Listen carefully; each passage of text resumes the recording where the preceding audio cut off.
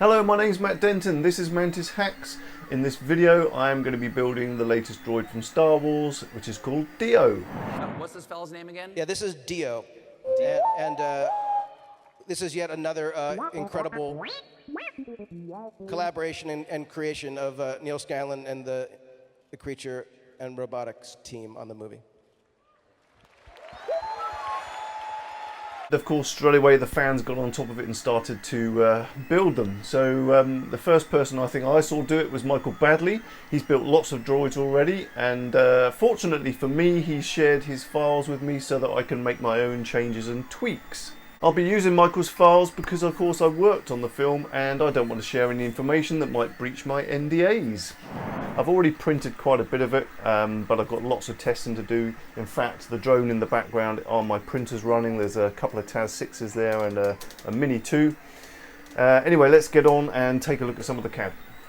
So let's start with the base of the droid, and I had to redraw this because I'd imported the step files from Mr Baddeley's design, which was all done in Fusion 360, and I'm working in a Libra design.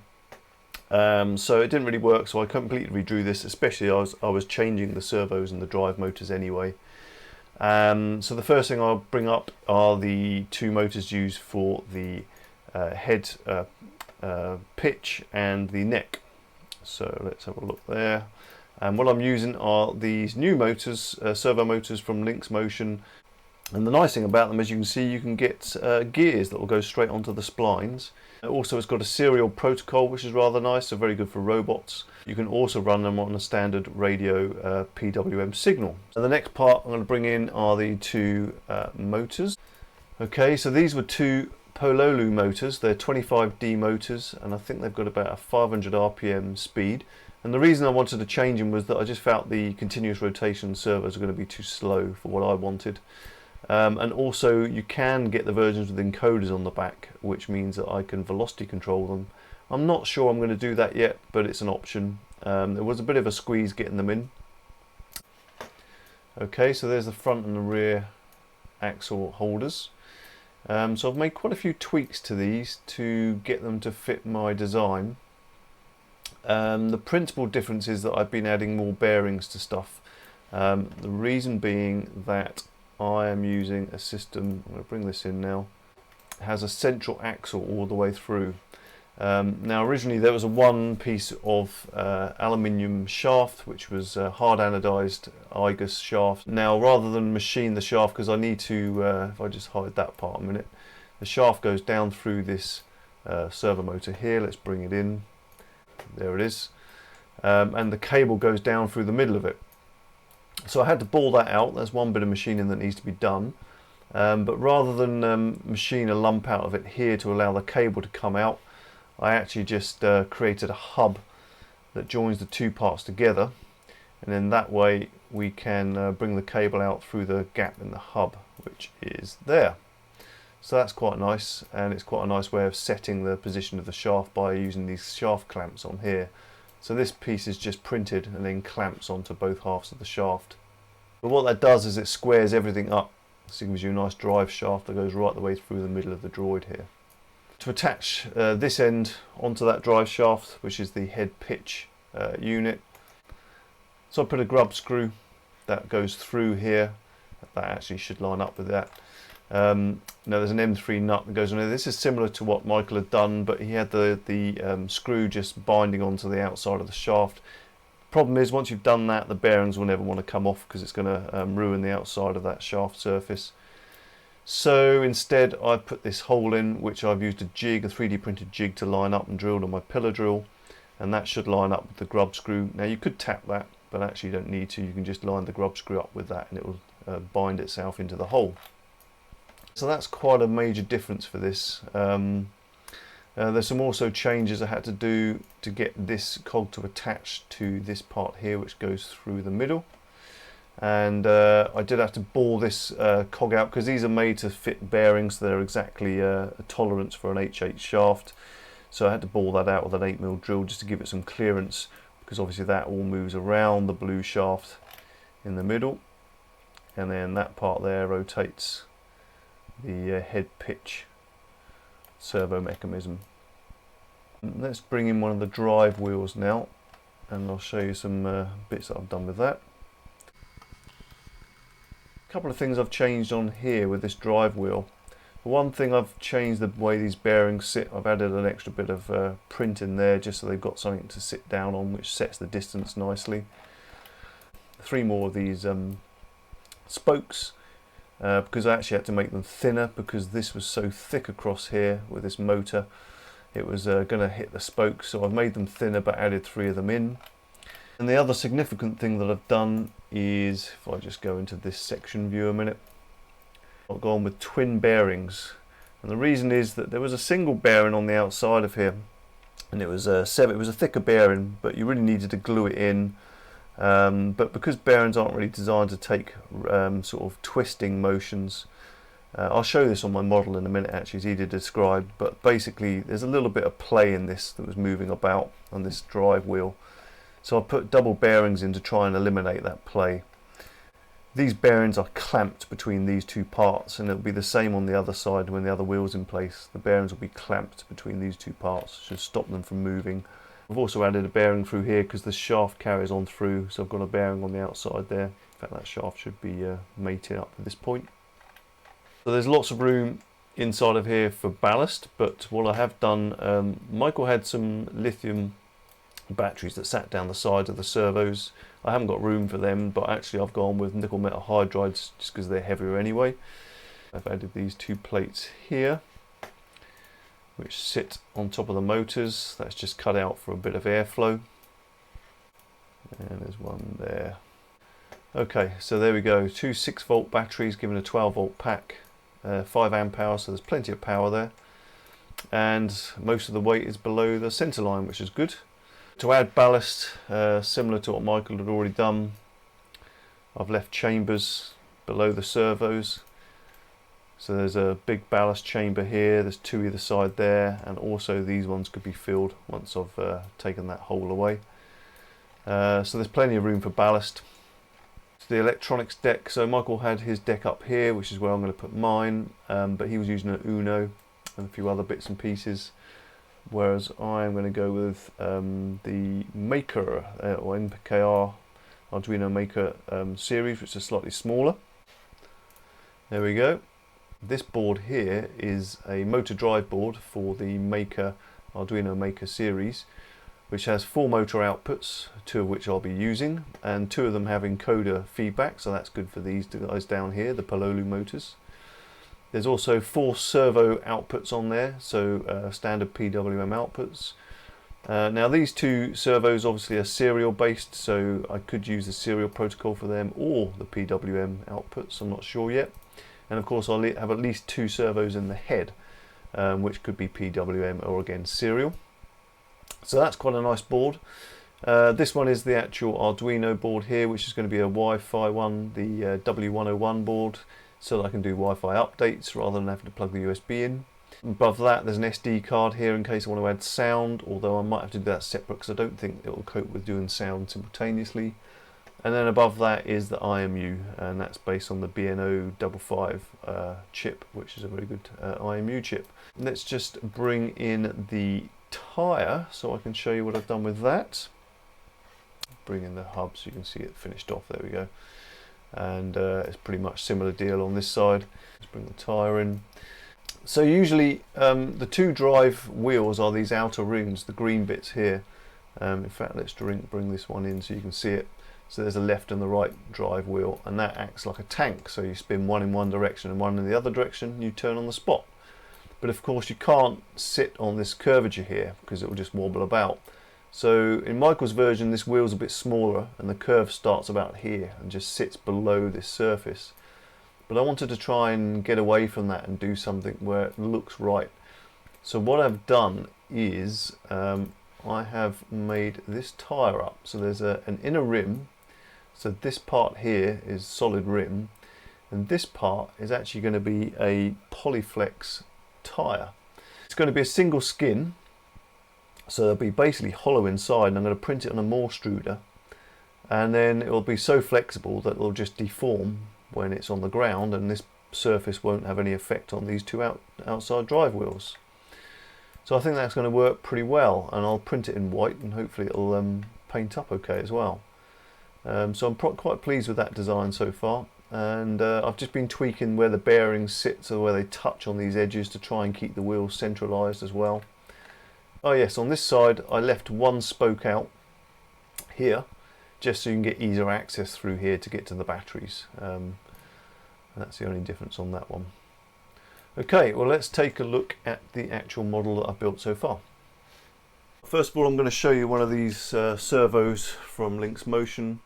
This is the ST1, which is the standard. They do a high torque and a high speed version, and you see that it's got my name engraved on the side there because I was part of the beta test program, so I had some of these, and they're nice little servos. Like I said, there's lots you can do with them.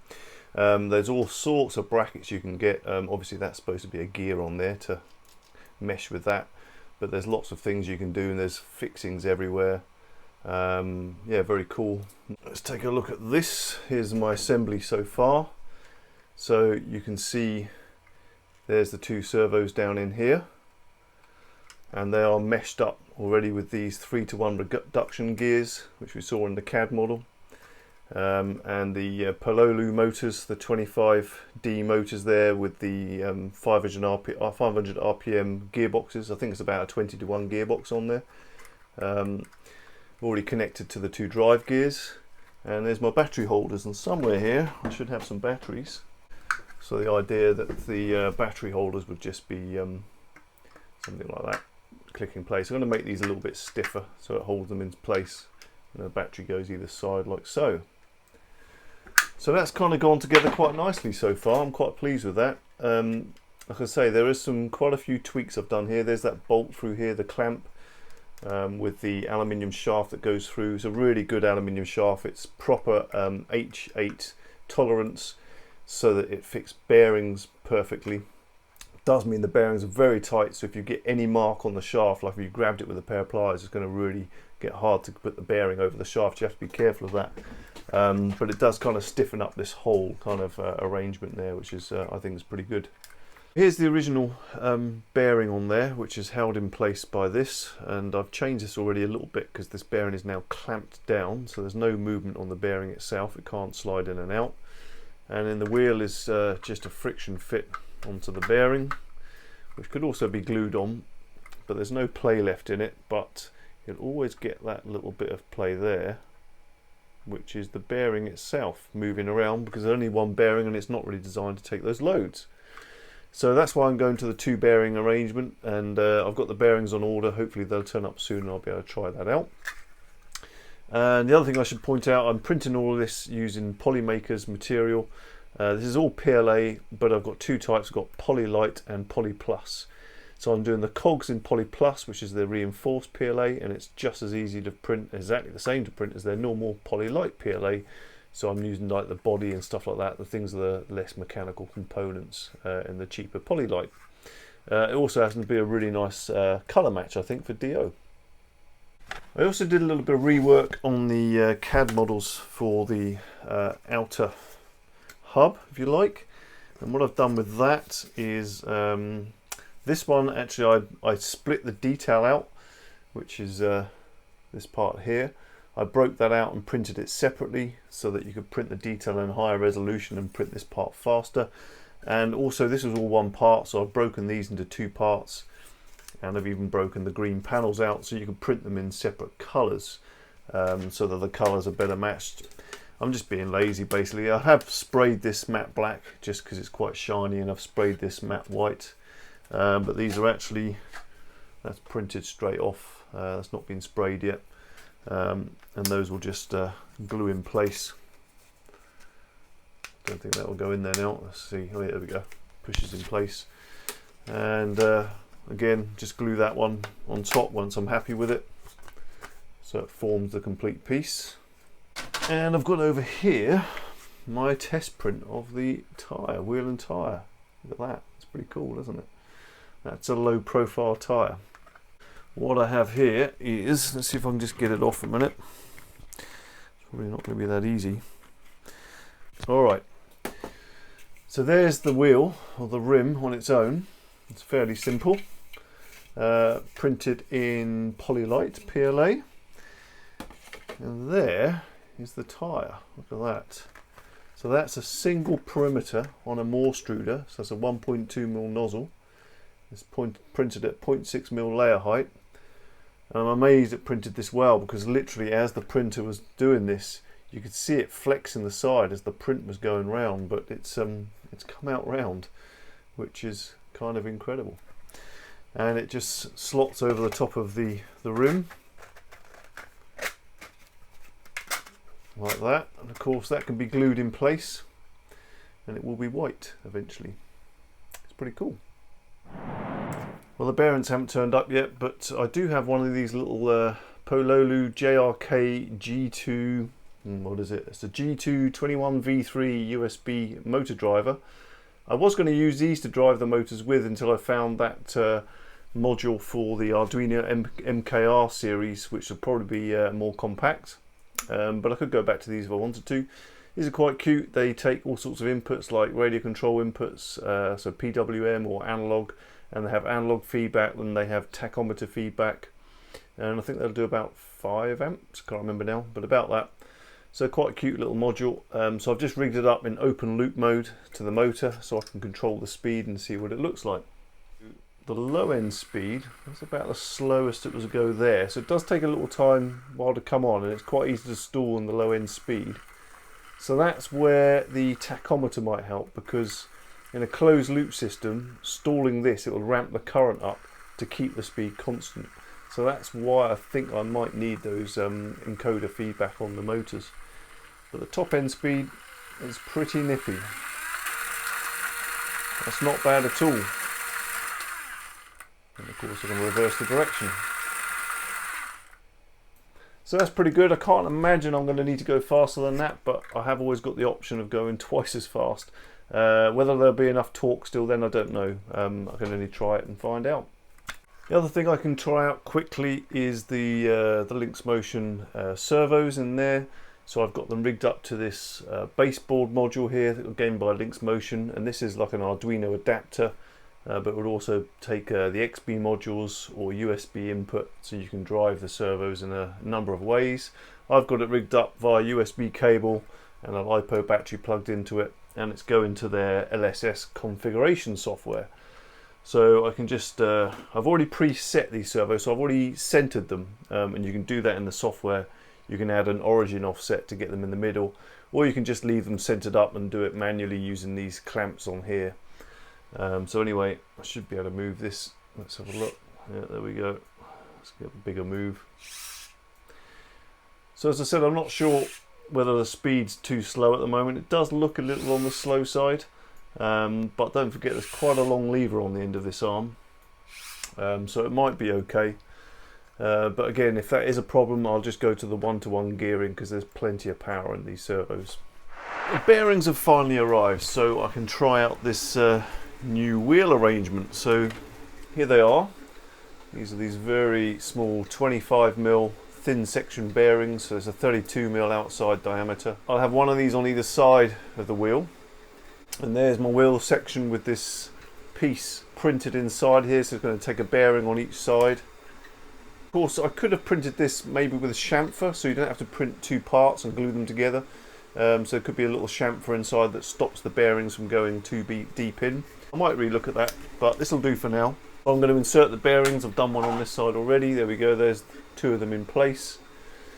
And I'm just reprinting the hubs that go on here so that they match this new design. I can't think what I've done this side yet, but I might have to reprint these as well. The other thing that I have done is on my first wheel, this bit, the hub wasn't quite right. There was a bit of touch down inside with the head of the screws in here. I've reprinted that, and to do that I just print a little section just to get the fit nice.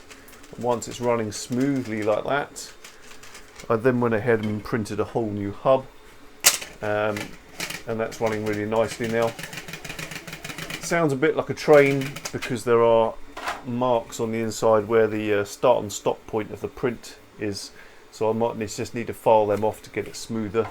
but otherwise I'm happy with that fit now. Right, let's get these parts printed and I'll reassemble this.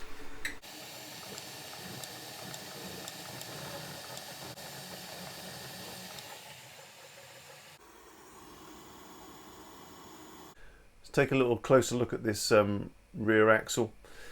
So what we've got is the little stub axle inside of here, and it starts about there and ends obviously at the end of this bearing. This is the new part I've just printed, and that should be fixed in place with some countersunk screws through here which go into the back of this. In the back side of this piece there's some captive M3 nuts which these screw into. Then the clamp here is clamping down onto that stub axle by tightening up this screw in here. So that's just clamping down. And then the cog is fixed to the stub axle via this clamp through this screw here, which is transferring torque through the clamp there. I left place for 2 more screws, but actually 1 is plenty enough. Well, that went together nicely, and it's much better, I think, because now I've got this twin bearing in here, and this is clamping down on the bearings. The only real movement I'm getting on this is flex in the plastic, which is the way you want it. So that's nice and solid. Same on this side, that's nicely clamped down and there's no movement in those wheels now. This is going to be a multi-part series, and I'm going to try and get this done before the film comes out, which isn't long now, so I'd really better crack on. In the next video I think I'll take a look at the electronics stack and try and get some movement out of this, and also start to look at the CAD files for the neck and the head arrangement. So make sure you check back in for that. And of course, if you're not already subscribed, hit that subscribe button, and in the description below I'll leave links to various parts and components I'm using, materials, etc. And of course Michael Baddeley's original design. So until next time, bye! All of that in the shop.